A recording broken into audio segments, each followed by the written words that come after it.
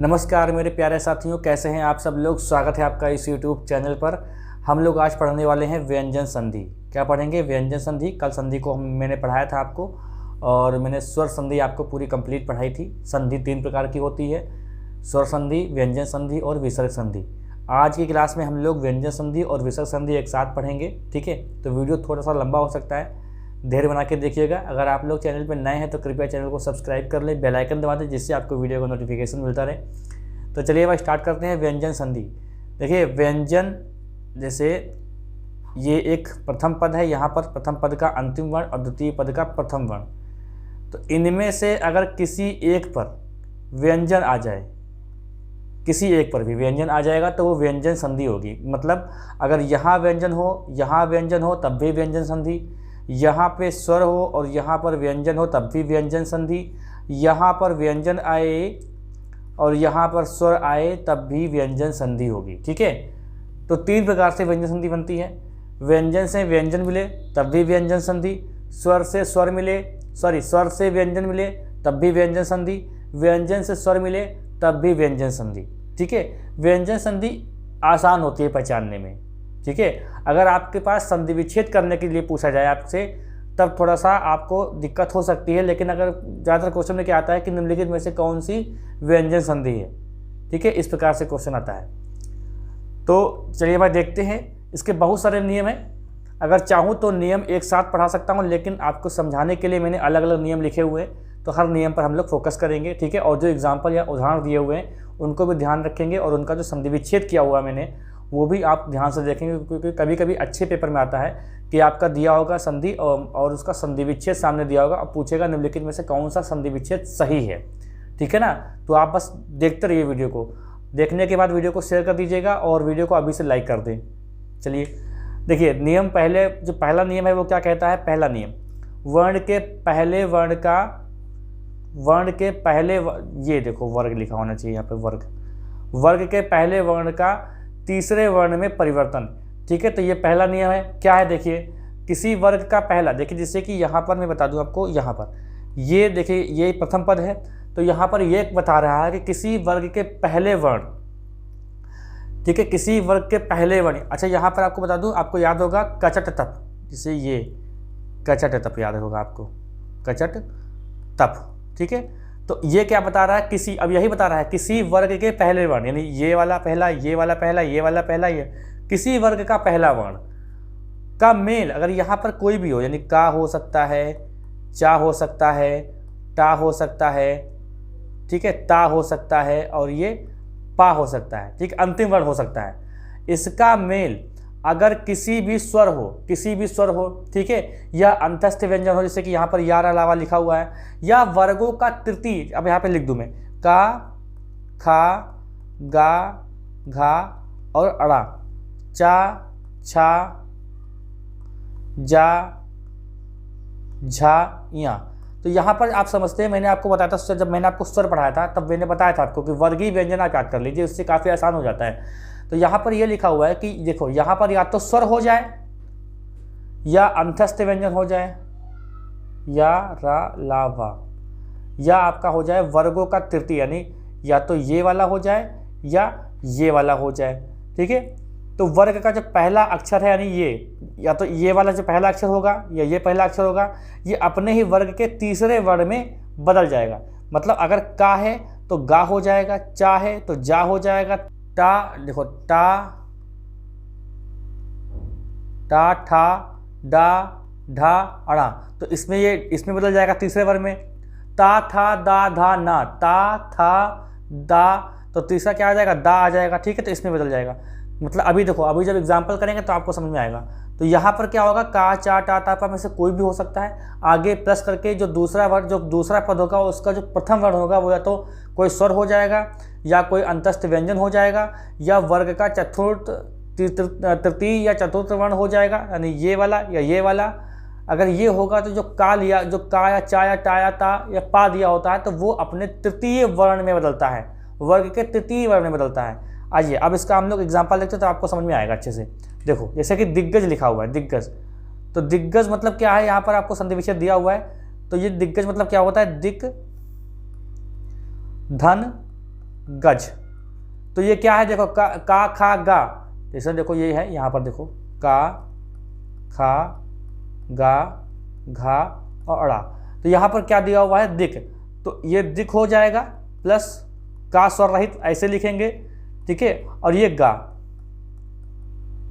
तो नियम ये कहता है कि ये अगर प्रथम वर्ण का का चा टा ता पा में से कोई हो और आगे क्या हो, आगे या तो स्वर लगा हो या अंतस्थ व्यंजन हो या वर्ग का तृतीय या चतुर्थ वर्ण हो, ठीक है, तो वह जो ये वाला जो वर्ण है यह अपने ही तृतीय वर्ण में बदल देगा। तो मतलब क्या है कि जैसे का खा गा है तो लिखा है वर्ग का तृतीय वर्ण, तो तृतीय वर्ण लिखा है, तो इसका मतलब क्या हो जाएगा कि यहाँ पर जो है ये अपने आप में बदल जाएगा ऐसे, और ये ऐसे ही उतर जाएगा,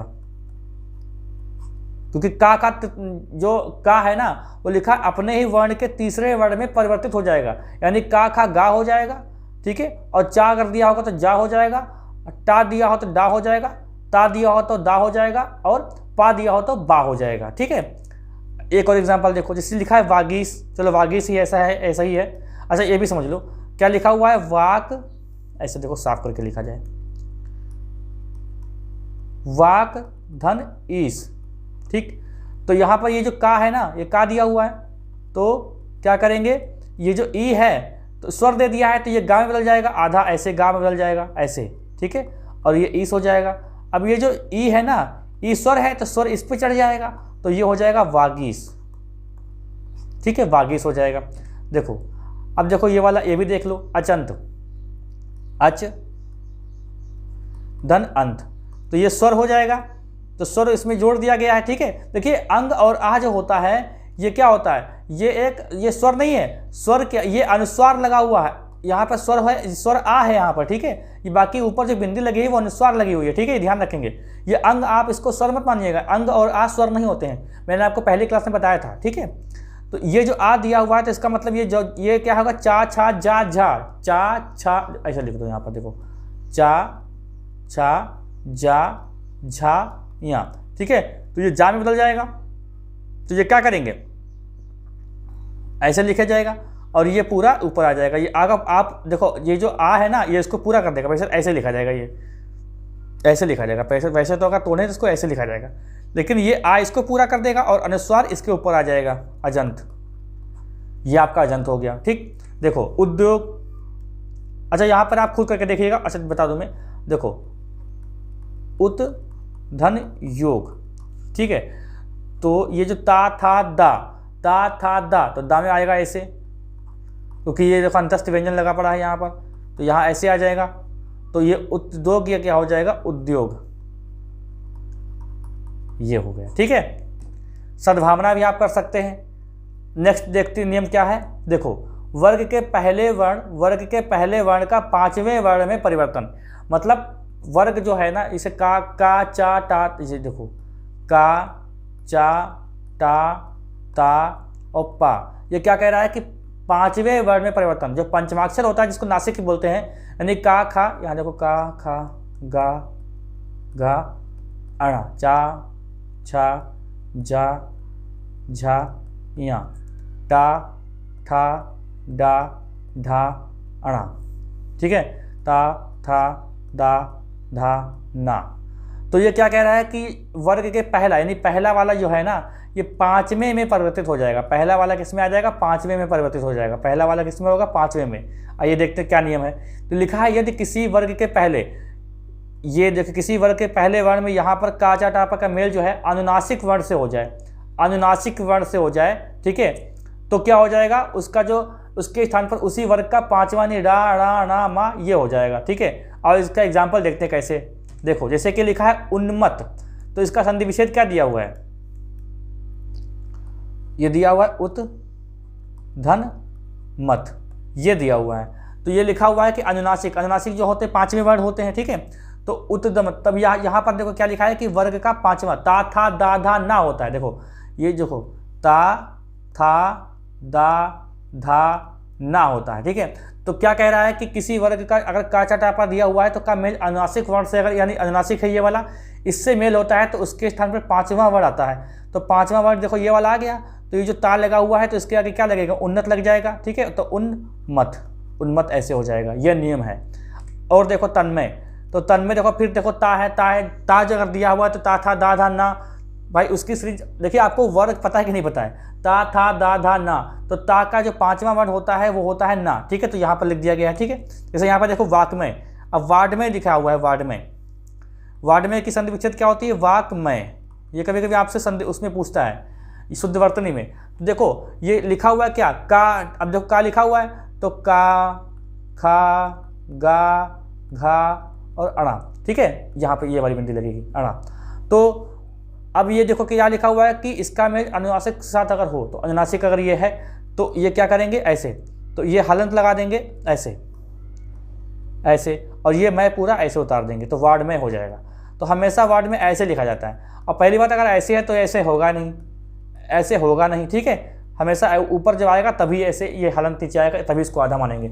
आधा इसको क्यों लिखा है, क्योंकि यहाँ पर स्वर अगर आगे कोई स्वर लगा होता तब तो उसको पूरा करता, पूरा कर नहीं रहा है भाई। जैसे कि ये माँ लिखा हुआ है, माँ के बाद अगर स्वर लिखा हुआ है तो भैया ये माँ को पूरा कर रहा है, ये बराबर क्या हो जाएगा, माँ पूरा हो जाएगा। लेकिन अगर माँ के इधर स्वर अगर आ रहा है तभी तो इसको पूरा करता है, तो ये पूरा लिखा जाता है। अब यहाँ पर कोई स्वर तो आया नहीं, ये पूरा पूरा माँ ऐसे लिख दिया गया है, ठीक है ना। अगर माँ को तोड़ेंगे तो उसके आगे आएगा ना, इसके बाद आएगा ना ये, हाँ, इसीलिए ये जो अड़ा है ये पूरा, ये आधा लिखा जाता है, ठीक है।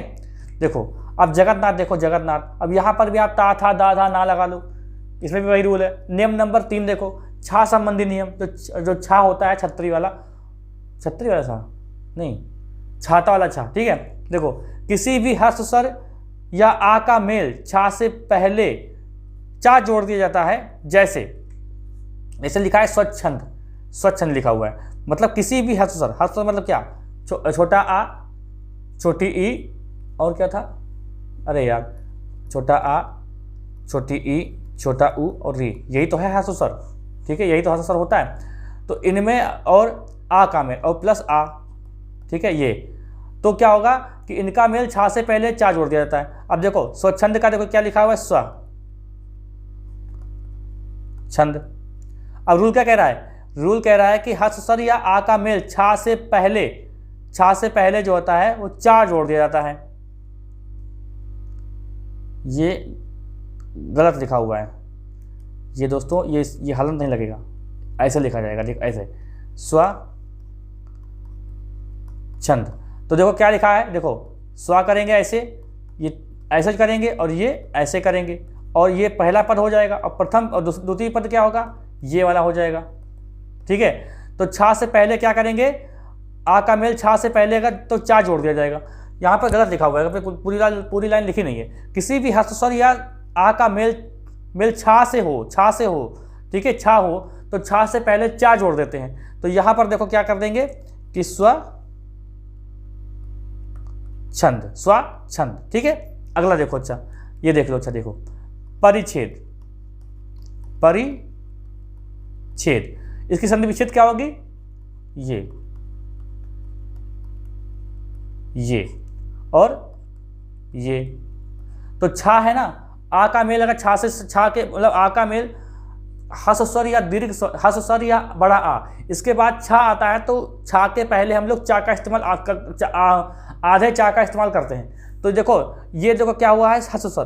तो हर्ष स्वर क्या होता है, छोटा आ, छोटी ई और छोटा ऊ और री, ये 4 हर्ष स्वर होते हैं। तो यहाँ पर ई आ गया, तो ई आ गया है और बाद में छा दिया हुआ है, तो क्या करेंगे, ई के स्थान पर क्या करेंगे हम लोग, जैसे ये तो परिच्छेद तो करेंगे ही, बाकी छा से पहले हम लोग आधा चा जोड़ देंगे और ये हो जाएगा परिच्छेद। तो ये क्या हो जाएगा भाई, ये हो जाएगा आपका नियम नंबर 3। नियम नंबर 4 देखो, अनुच्छेद भी आप ऐसे देख सकते हो। देखो ता संबंधी नियम देखो क्या कहता है, ता के बाद यदि ला हो तो ता जो है ला में बदल जाता है। ता के बाद यदि ला हो तो ता जो है वो ला में बदल जाता है। जैसे देखो एग्जांपल, जैसे उल्लास। अब उल्लास का संधि विच्छेद क्या है, उत्लास, उत्धन लास। तो ता के बाद ला आ गया है, तो ला जो है किसमें बदल जाएगा, इसमें बदल जाएगा, ये हलन लगाओ यहाँ पर, ठीक है। तो ये हो जाएगा उल्लास, ये क्या हो जाएगा भाई, उल्लास हो जाएगा। देखो तल्लीन की पहली बात तो आप ये गौर करो कि जो उतलास है या तल्लीन है, तो ये आपको संधि विच्छेद सही से आने चाहिए, क्योंकि क्वेश्चन में आपसे ये पूछता है निम्नलिखित में से कौन सी सही संधि विच्छेद है इसका, ठीक है। तो तल्लीन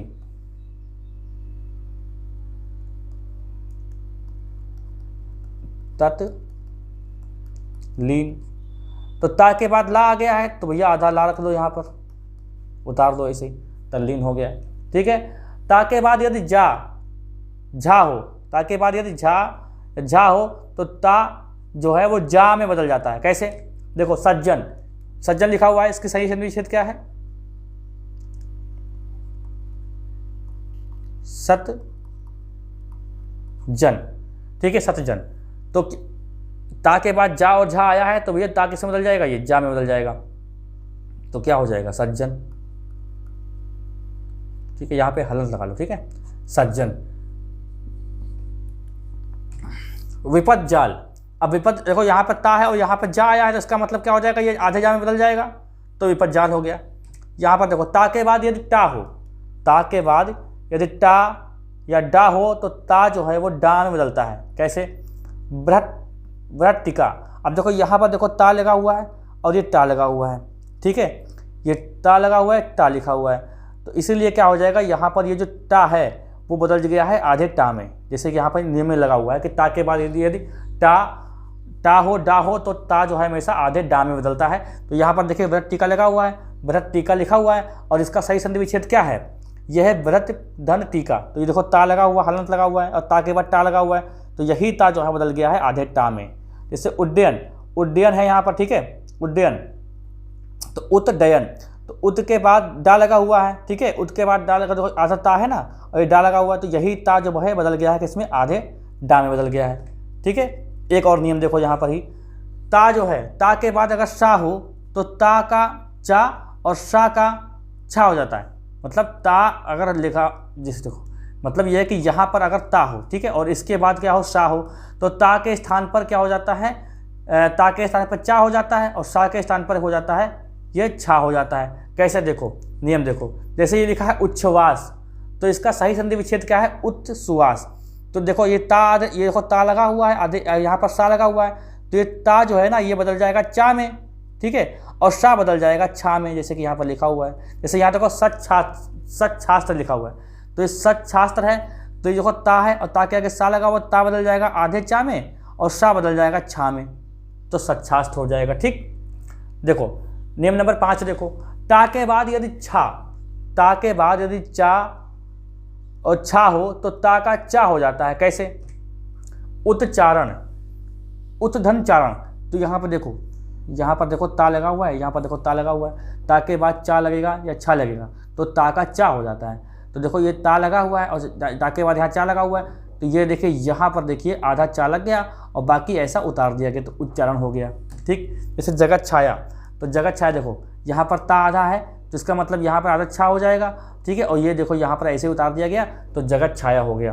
ठीक है, ये नियम आपको समझने पड़ेंगे, याद करने पड़ेंगे, तब आप अच्छे से, बाकी आप अगर पेपर में देखेंगे तो आप खुद समझ जाएंगे कि हाँ मैंने ये पढ़ा था। अगर आप अभी भी ध्यान से देख रहे हैं तो आपके सामने अगर ऐसा क्वेश्चन आता है तो आप लोग कर ले जाते हैं। ठीक है, ता के बाद यदि हा हो, जैसे देखो कहाँ गया मार्कर, कहाँ चला गया, ये है देखो, ता के बाद यदि हा हो, यहाँ पर ता है और यहाँ पर हा हो, तो ता के स्थान पर दा हो जाता है और हा के और कहाँ गया, अरे ता के बाद यदि हा हो, ता के बाद यदि हा हो, ता के स्थान पर दा हो जाता है, हा के स्थान पर धा हो जाता है, ता के स्थान पर धा हो जाता है। कैसे? देखो जैसे उद्धार लिखा है, उद्धार के सही संधि विच्छेद क्या है? उत्धनहार। तो यहाँ पर देखो ता लिखा हुआ है आधा और इसके बाद हा आया है, तो ता का देखिए आधा धा हो गया। ठीक है, ता का क्या हो गया? दा हो गया, दा, और हा का क्या हो गया? धा हो गया, तो हो गया क्या? उद्धार। देखो तद्धित, तद्धित देखो जैसे ता है, देखो ता यहाँ पर है तो ता के स्थान पर दा हो गया, ये देखो दा हो गया। ठीक है, और हा के स्थान पर देखिए धा हो गया। नियम नंबर 5 देखो, देखिए जो उदाहरण दिए हुए हैं, अरे यार ये क्या हो गया यार,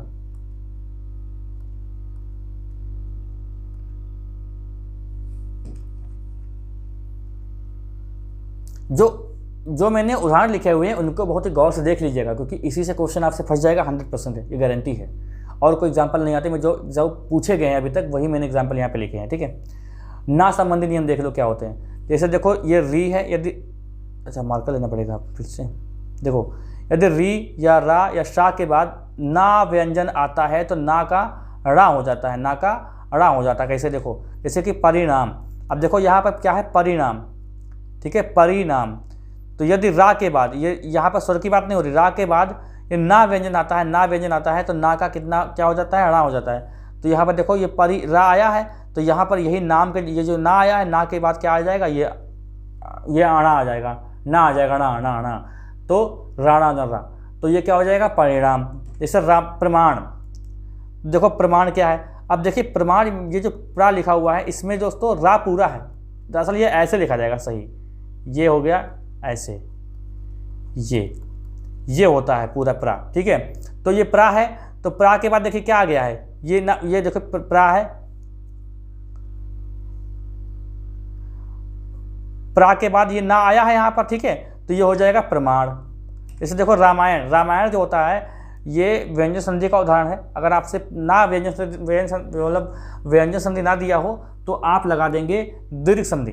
देखो जैसे कि क्या कहता है राम, ये देखो ऐसे लिखा है रामायण, ठीक है। अगर इसको तोड़ेंगे तो कैसे हो जाएगा,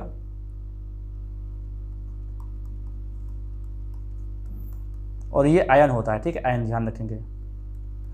तो बड़ा आ छोटा आ मिलकर क्या बड़ा बन जाएगा। तो ये दीर्घ संधि का भी उदाहरण है, लेकिन यहाँ पर हम लोग विशेष, अगर दोनों दिए हों ऑप्शन में दीर्घ संधि और विसर्ग संधि, तो आपको विसर्ग संधि ही लगाना है, क्योंकि ये विसर्ग संधि के अंतर्गत माना जाता है। यहाँ पर एक रूल होता है ना वाला, तो जहाँ पर देखो रा लगा हुआ है रा, और यहाँ पर देखो ना लगा हुआ है, तो ये हो जाएगा रामायण, ठीक है। आगे देखो, हाँ एक बात याद रखिएगा, रामायण के संधि विच्छेद बहुत पूछता है, तो राम तन अयन होता है, अयन आयन नहीं होता है, ठीक है।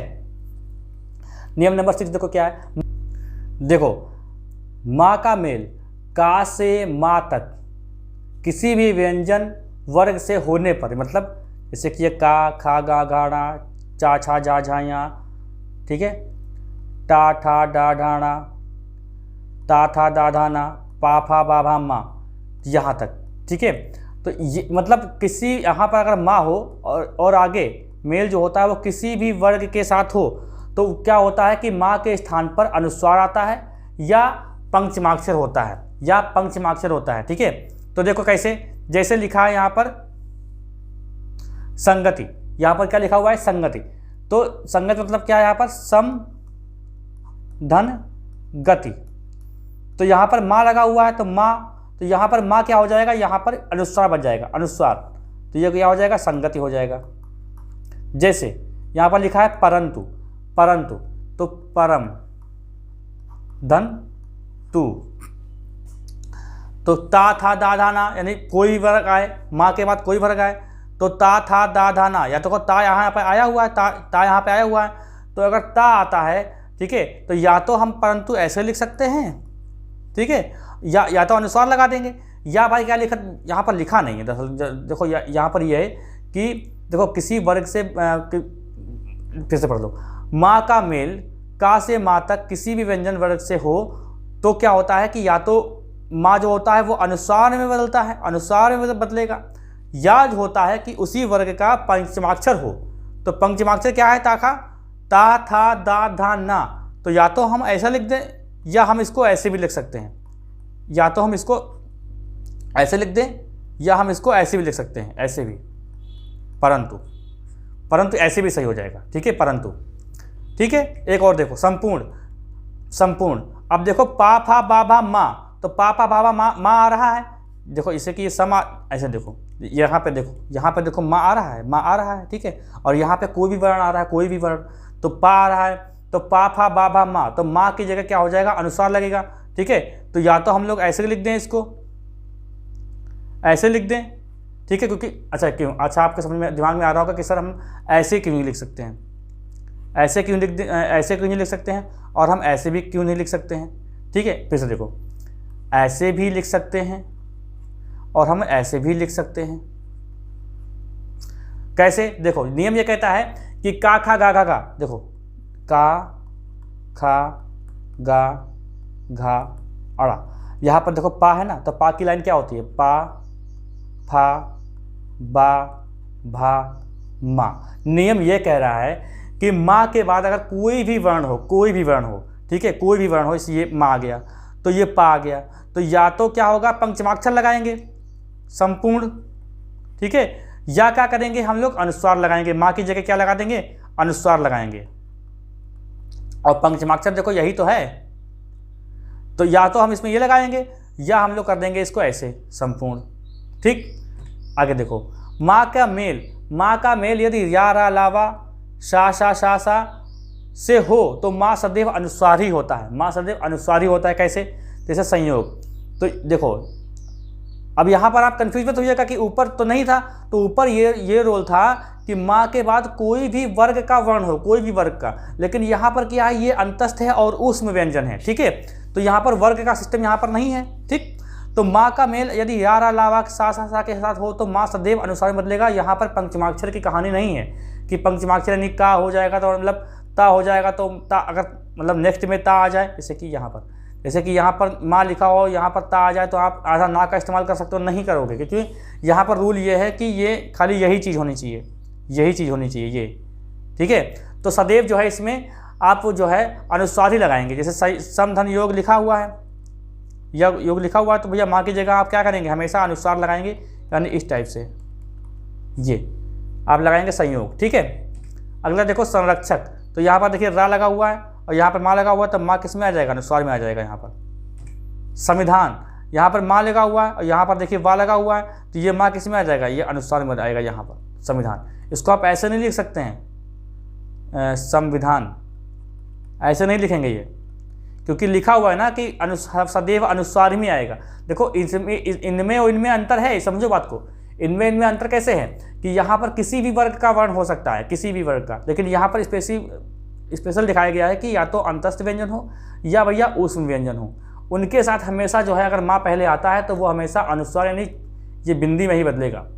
ठीक है, जैसे हिंदी हम लोग लिखते हैं कैसे, ऐसे भी लिखते हैं और ऐसे भी लिखते हैं हिंदी, तो दोनों सही है। कैसे सही है, जैसे हिम दी, तो दा जो होता है ता था दा धा ना, तो ये जो माँ है ना, माँ, तो माँ क्या करेगा, माँ या तो अपने पंचमाक्षर, ये जो माँ जो होता है, अगर आगे ये किसी वर्ग का व्यंजन दिया हो तो उसी वर्ग का पंचमाक्षर लिख देंगे माँ की जगह, या फिर अनुस्वार लगाएंगे, ये नियम होता है। तो आप ये तो हिंदी ऐसे लिख दो, या ये ता था दा धा ना होता है तो आप ऐसे हिंदी लिख दो, दोनों बराबर है। ठीक है, संधि भी ऐसे लिखा जाता है। चलिए आगे देखते हैं, क्या हो गया ये।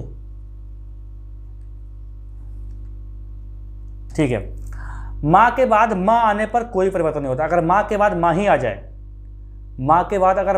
तो कोई परिवर्तन नहीं होता है। जैसे कि यहाँ पर कुछ, ठीक है, माँ के बाद यदि माँ आ जाए तो कोई परिवर्तन नहीं होता। जैसे कि देखो सम्मान, तो सम्मान में क्या हो जाएगा, ऐसे हो जाएगा। ठीक है, सम्मति, ठीक है, तो ये सम्मत हो जाएगा। नियम नंबर 7 देखो, सा संबंधी नियम देखो। सा संबंधी नियम क्या कहता है, सा से पहले आ या बड़ा आ से भिन्न स्वर हो, मतलब ये दो स्वर ना हो, तो सा का शा हो जाता है। कैसे, देखो जैसे विषम, तो विषम क्या हो जाएगा कि सा है, अब सा अगर यहाँ पर विषम, ये वाह देखो ऐसे लिखा जाएगा, वाह, ये वाह हो जाएगा और प्लस छोटी ई हो जाएगा, मतलब छोटा आ और बड़ा आ से भिन्न कोई स्वर हो, तो सा का फिर क्या हो जाएगा, आगे जो यहाँ पर सा लिखा हुआ है ना, ये किस में बदल जाएगा, ये बदल जाएगा आपका शा में, तो ये हो जाएगा विषम। देखो है, और यहाँ पर देखो सुषमा कैसे लिखा जाएगा, देखो जैसे सुषमा है ऐसे, ये सा आधा, इसकी मात्रा यहाँ निकाल रहा है, ठीक है, और समा लिख दिया, तो ये सा किस में बदलेगा, इसमें बदलेगा। ये ऊ किसको पूरा कर देगा, ऐसे पूरा कर देगा। ये सा ऐसे निकाल यहाँ लिख देंगे और ये हो जाएगा सुषमा। ठीक है, आगे देखो, अब देखते हैं विसर्ग संधि। तो आपकी जो व्यंजन संधि होती है ये पूरी समाप्त होती है। अब हम लोग पढ़ेंगे विसर्ग संधि। ठीक है, देखो विसर्ग संधि के प्रमुख नियम देखो क्या है यहाँ पर। जैसे ये एक प्रथम पद है तो यहाँ पर क्या हो जाएगा, यहाँ पर हो जाएगा विसर्ग और यहाँ पर हो जाएगा आपका स्वर, तब हो जाएगी विसर्ग संधि। अगर यहाँ पर आपका विसर्ग है और यहाँ पर आपका व्यंजन होता है तो क्या हो जाएगी, आपकी विसर्ग संधि हो जाएगी। आपके दिमाग में आ रहा होगा कि सर अगर यहाँ पर विसर्ग हो और यहाँ पर स्वर हो या व्यंजन हो तो क्या होगा। तो दोस्तों कोई भी शब्द जो होता है वो विसर्ग से स्टार्ट नहीं होता है, विसर्ग पे खत्म होता है। जैसे कि यहाँ पर लिखा है अतः, तो अतः ऐसे लिखा जाता है ना, और कोई भी शब्द आपने ऐसे नहीं देखा होगा, या काम या ऐसे अतः देखा है या नहीं देखा आपने। तो हमेशा क्या होता है कि जो विसर्ग से शब्द खत्म होता है, शुरू नहीं होता है, इसलिए विसर्ग हमेशा प्रथम पद में ही पाया जाएगा। तो प्रथम पद में अगर विसर्ग हो और दूसरे पद में स्वर या व्यंजन कुछ भी हो, ठीक है, तो आपका हमेशा व्यंजन संधि होता है, सॉरी विसर्ग संधि होता है। अच्छा, आपके दिमाग में ये तो नहीं आ रहा कि सर विसर्ग से विसर्ग मिल जाए? तो मैंने आपको बताया कि विसर्ग से कोई भी शब्द स्टार्ट नहीं होता, इसलिए विसर्ग हमेशा प्रथम पद में ही प्रथम पद का अंतिम वर्ण विसर्ग ही होगा, तभी विसर्ग संधि होगी। ठीक है, देखो जैसे विसर्ग का ओ हो जाना, विसर्ग का क्या हो जाना? ओ हो जाना। क्या नियम है इसका? देखो, मतलब यहाँ पर ऐसे विसर्ग है और आगे कुछ लिखा होगा तो विसर्ग का हमेशा ओ हो जाता है। देखो जैसे कि यहाँ पर देखो, यदि विसर्ग के पहले आ, बाद में आ तथा तीसरा चौथा पांचवा वर्ण अथवा यारा लावा हो, मतलब क्या है कि जैसे कि यहाँ पर एक पद है तो यहाँ पर क्या है कि ये विसर्ग लगा हुआ है, तो विसर्ग से पहले या तो यहाँ पर आ हो जाए, ठीक है, विसर्ग से पहले, विसर्ग के पहले आ हो और बाद में आ हो, या वर्ग का तीसरा चौथा पांचवा, मतलब देखो फिर बताऊँ मैं आपको, का, खा, गा, घा और यहाँ पर बिंदी अड़ा। तो कह रहा है कि तीसरा चौथा, ठीक है,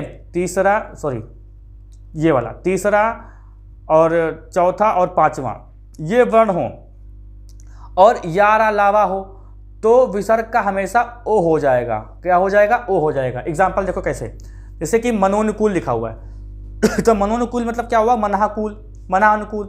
तो यहाँ पर देखो क्या है कि मना अनुकूल, मना अनुकूल।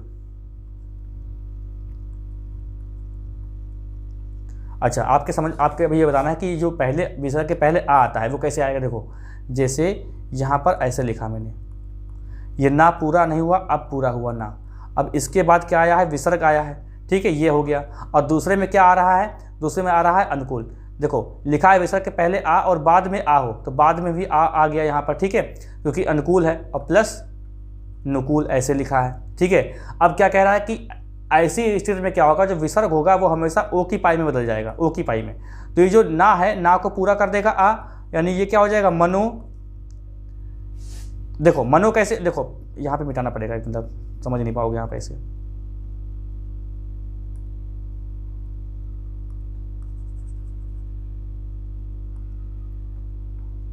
देखो ये हो गया माँ, ना को पूरा कर दिया आने, ओ की पाई लग गई इसमें, ठीक है, ये वाला ओ इसमें पाई लग गई इसकी, और ये नुकूल ऐसे उतर गया, ये हो गया आपका मनोनुकूल, ठीक है। अगला देखो जैसे अधोगति, तो अधोगति में भी ऐसे लिखा हुआ है। देखो ये दा है, ये धा ऐसे निकाल लिया, ऐसे निकाल लिया, और यहाँ पे आ गया विसर्ग, ठीक है। और दूसरे वाले में क्या आ रहा है?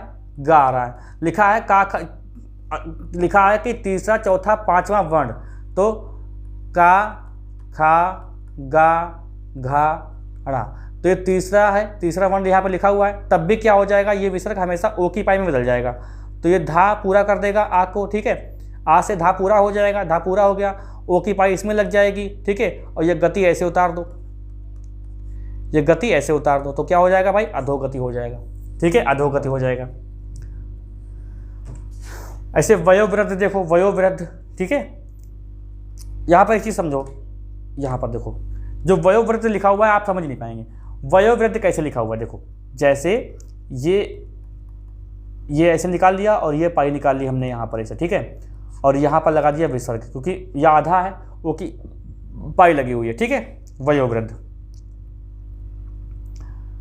ऐसे, और ये विसर्ग लगा हुआ है, ठीक है, वया। अब वृद्ध, वृद्ध देखो कैसे लिखा हुआ है।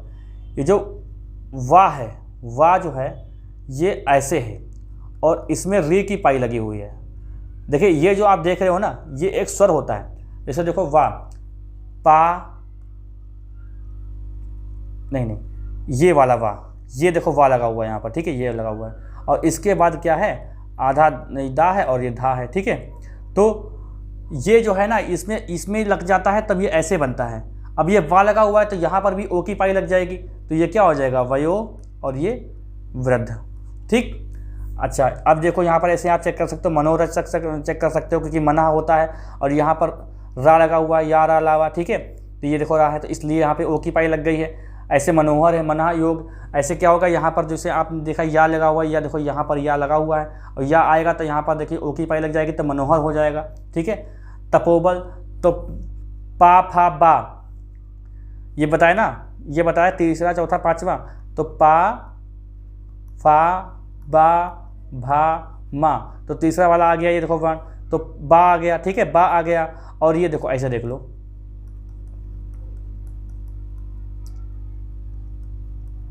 साफ कर दो, देखो ता आ और ये विसर्ग, ठीक है, और यहाँ पर लिख दिया बा। तो ये बा आ गया तो इसको ओ की पाई लगा देंगे, ओ की पाई, ठीक है। ता ऐसे उतार देंगे और पा अधूरा था तो ये आ जोड़ देंगे, पूरा हो जाएगा, बाकी इसमें ओ की पाई लग जाएगी और बल ऐसे उतार देंगे, तपोबल, ठीक है। आगे देखो अगला, विसर्ग का रा हो जाना। जो विसर्ग होता है, मतलब ये विसर्ग जो है इसका रा हो जाना, रा ऐसे हो जाना, ठीक है। ऐसे देखो नियम क्या है, यदि विसर्ग के पहले आ और बड़ा आ को छोड़कर कोई दूसरा स्वर हो और बाद में आ या तीसरा चौथा पांचवा वर्ण या रा लावा में से कोई हो तो विसर्ग का हमेशा रा हो जाता है। कैसे? जैसे निराशा, देखो निराशा, ये बताया है इसने, जिससे ये ना तो मैंने आधा लिख लिया, इसकी छोटी एक की पाई मैंने यहाँ लिख दी और यहाँ प्लस करके ये हो गया विसर्ग, ये इतना है। ये ना में जो है ना, ये ना का संधि विच्छेद ये है। तो देखो मतलब क्या है कि छोटा आ और बड़ा आ नहीं होना चाहिए। तो उसके बाद क्या होता है, उसके बाद लिखा है कि बाद में या तो बड़ा आ आए या वर्ग जो होता है तीसरा चौथा पांचवा वो आ जाए या रा लावा हो जाए। इसमें से कोई अगर वर्ण आता है तो रा का जो है हमेशा किस में हो जाएगा, ये हो जाएगा आपका, मतलब जो विसर्ग होता है वो हमेशा रा में बदल जाएगा, मतलब ये जो है ना ये बदलेगा रा में। तो इसके बाद क्या आ रहा है, आशा आ रहा है, ठीक है।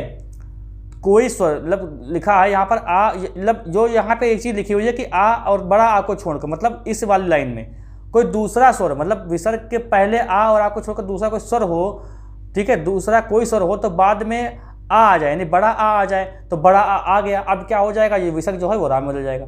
तो देखो क्या हो जाएगा, ये नी को तो पूरा कर देगा ऐसे ये, और ये जो विसर्ग है ना इसको ये बदल जाएगा इसमें, और ये जो आ लग जाएगा ये आ कर देगा यहाँ पर पूरा, और ये हो जाएगा पूरा निराशा, ठीक है।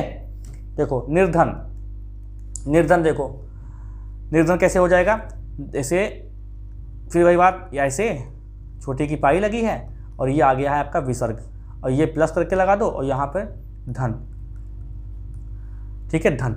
तो ये धन, ये धा कैसे आ गया, तो भैया ता था दा धा, तीसरा चौथा पांचवा वर्ण हो वर्ग का, तो ता, यहाँ पे देखो ता था दा धा, तीसरा चौथा पांचवा वर्ण हो, तो पांचवा वर्ण यहाँ पर है। तो अब क्या हो जाएगा, अब यहाँ पर ये जो चीज़ है ना ये बदल जाएगी आपकी रा में ऐसे।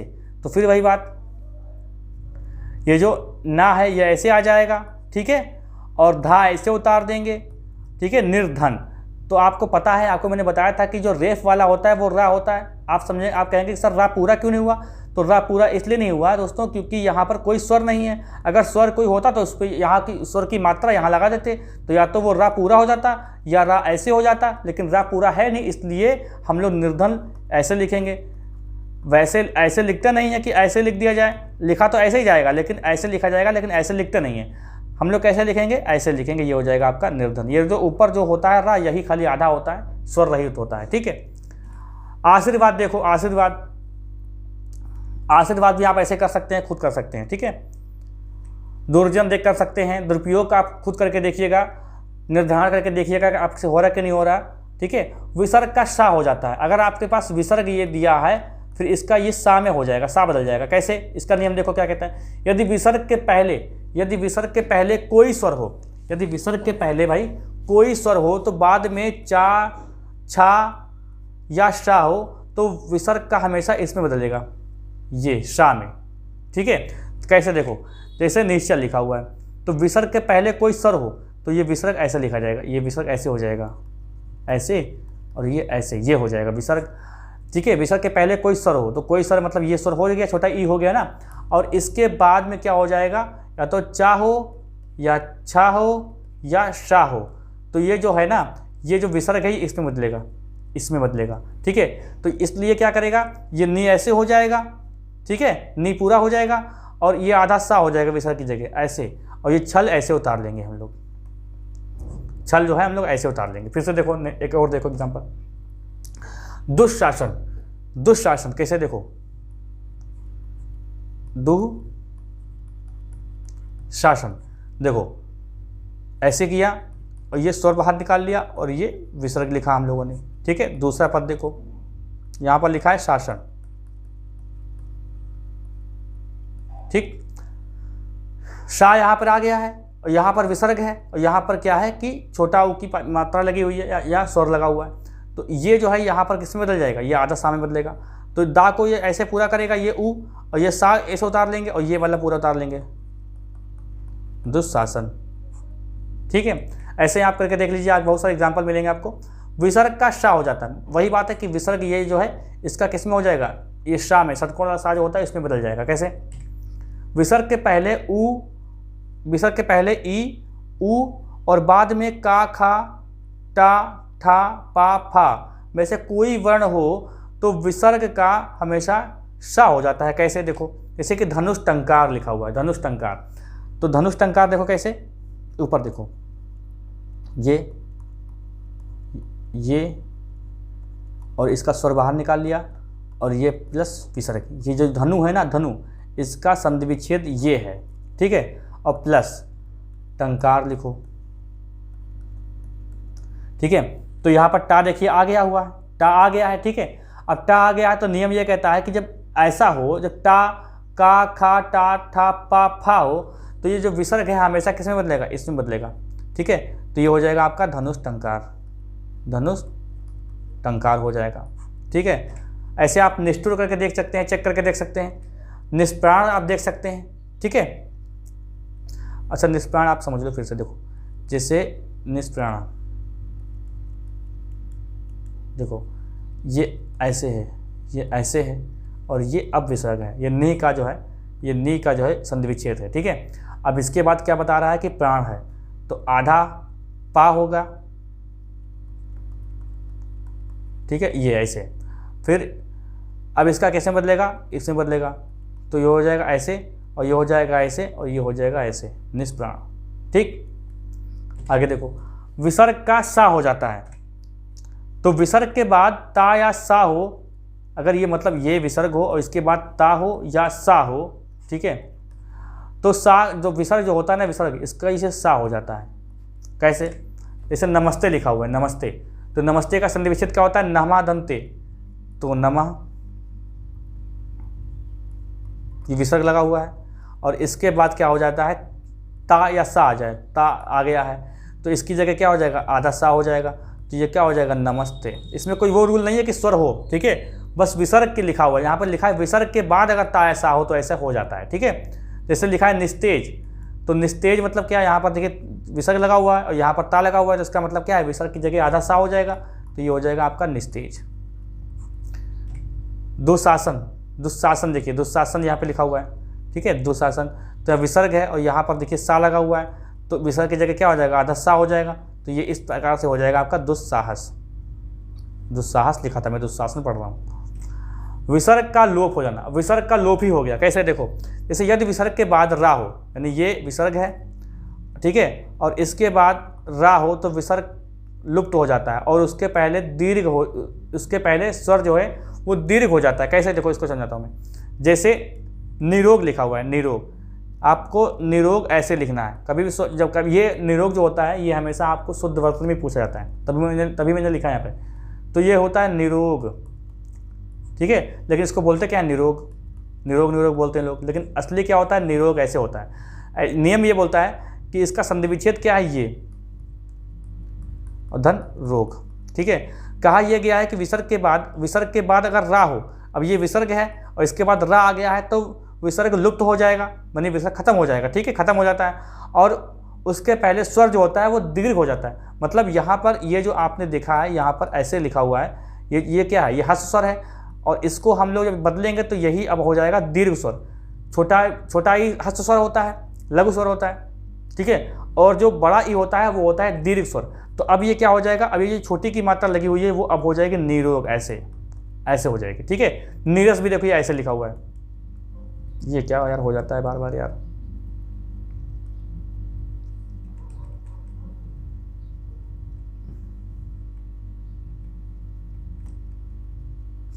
ठीक है, तो समझ गए होंगे आप लोग। अब इसका एक और नियम देखते हैं, ये वाला। यदि विसर्ग के पहले आ या बड़ा आ हो और विसर्ग के बाद कोई भिन्न स्वर हो तो विसर्ग का लोप हो जाता है। कैसे देखो, जैसे लिखा है यहाँ पे अतः, जैसे देखो, जैसे आ, सही से लिखा जाए, आ और प्लस ता, ये छोटा आ और ये विसर्ग, ये भाई इसकी संधि विच्छेद है, इसकी संधि विच्छेद है खाली है, ठीक है, ये हो गया। और इसके बाद भिन्न स्वर ये हो गया, ठीक है। तो ये जो विसर्ग है ना, विसर्ग, तो विसर्ग का लोप हो जाएगा, विसर्ग का लोप हो जाएगा, तो ये हो जाएगा अते, अत, ठीक है, और ये एव, ऐसे इस टाइप से बता रहा है। अगला देखो, विसर्ग में परिवर्तन ना होना, मतलब विसर्ग में कोई परिवर्तन नहीं हो सकता है, ऐसा कौन सा नियम है? तो यदि विसर्ग के पूर्व आ हो तथा बाद में का या पा हो तो विसर्ग में परिवर्तन नहीं होता है। देखो जैसे प्रातः काल, तो प्रातः काल से यहाँ पे लिखा है प्रातः काल, लिखा है विसर्ग के पूर्व आ हो, तो विसर्ग के पूर्व आ कर लेते हैं हम लोग,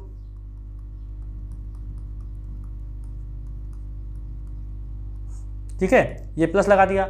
बाद में का या पा हो, मतलब बाद में क्या, बाद में का आया है, तो विसर्ग में परिवर्तन दोस्तों नहीं होता है, तो परिवर्तन नहीं हुआ तो हम लोग ऐसे ही लिखेंगे इसको प्रातः काल, ठीक है। अंताकरण देखो ऐसे लिखा हुआ है। चलिए, आपकी विसर्ग संधि यहीं पे समाप्त होती है और बहुत सारे एग्जाम्पल होंगे, बहुत सारे एग्जाम्पल आपको किताब में मिलेंगे, आप लोग प्रैक्टिस करिए। और कहीं पर डाउट हो, कोई चीज़ समझ में नहीं आई तो आपके लिए कमेंट बॉक्स खुला हुआ है, आप लोग कमेंट कर सकते हैं, मैं इसका रिप्लाई करूँगा, नहीं तो उसको नेक्स्ट वीडियो में जो है डिस्कस करेंगे हम लोग, ठीक है। तो आपकी संधि पूरी कंप्लीट होती है। 2 क्लास में मैंने आपको संधि पढ़ाई है, कल मैंने आपको स्वर संधि पढ़ाई थी, आज मैंने आपको विसर्ग संधि और व्यंजन संधि दोनों पढ़ा दी हैं, ठीक है। तो चैनल पर जो लोग नए हैं वो कृपया सब्सक्राइब कर लें, बेल आइकन दबा दें, जिससे आपको वीडियो का नोटिफिकेशन रेगुलर मिलता रहे, और अपने साथियों के साथ वीडियो को शेयर करें और वीडियो पूरा देखा करें, ठीक है। मिलते हैं हम लोग नेक्स्ट क्लास में।